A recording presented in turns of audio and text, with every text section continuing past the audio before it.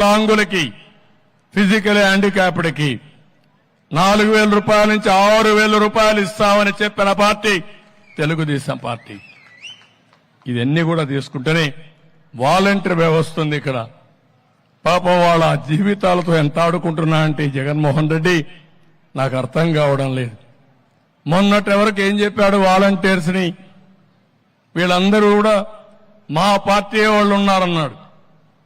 మనం ఆ రోజు కూడా చెప్పాం, మీ పార్టీ కాదు, ఈ రాష్ట్రానికి సేవలు అందించడానికి వాళ్ళని ఉపయోగించండి, రాజకీయాల కోసం కాదు, మీకు సేవ చేయడానికి కాదు, ప్రజలకు సేవ చేయడానికని చాలా స్పష్టంగా చెప్పాం.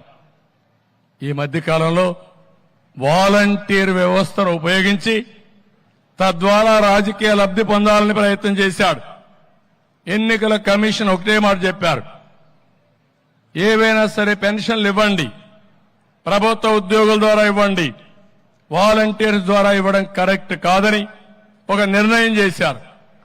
ఎవ్వరు కూడా ఎక్కడ కూడా నేరుగా ఇంటి దగ్గర పెన్షన్ ఇవ్వద్దని చెప్పలేదు. కానీ ఈ ముఖ్యమంత్రి దుర్మార్గుడు సేవా రాజకీయాలు చేశాడు. ముసలి వాళ్ళని తీసుకొచ్చి మంచి ఎండల్లో నిలబెట్టి పెన్షన్ ఇవ్వకుండా మళ్ళా తిరిగి పొమ్మని మళ్లీ రమ్మని, దీంట్లో పండుటాకులు లాంటి వ్యక్తులు కొంతమంది చనిపోయారు. దాన్ని సేవ రాజకీయాలు చేసే పరిస్థితి వచ్చాడు.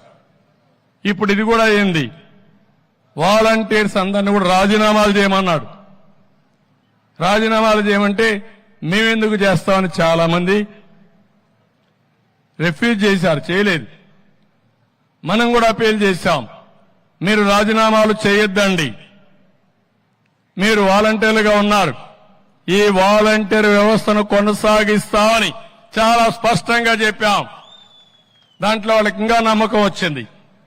వైఎస్ఆర్ కాంగ్రెస్ పార్టీకి సేవ చేయొద్దండి, ప్రజలకు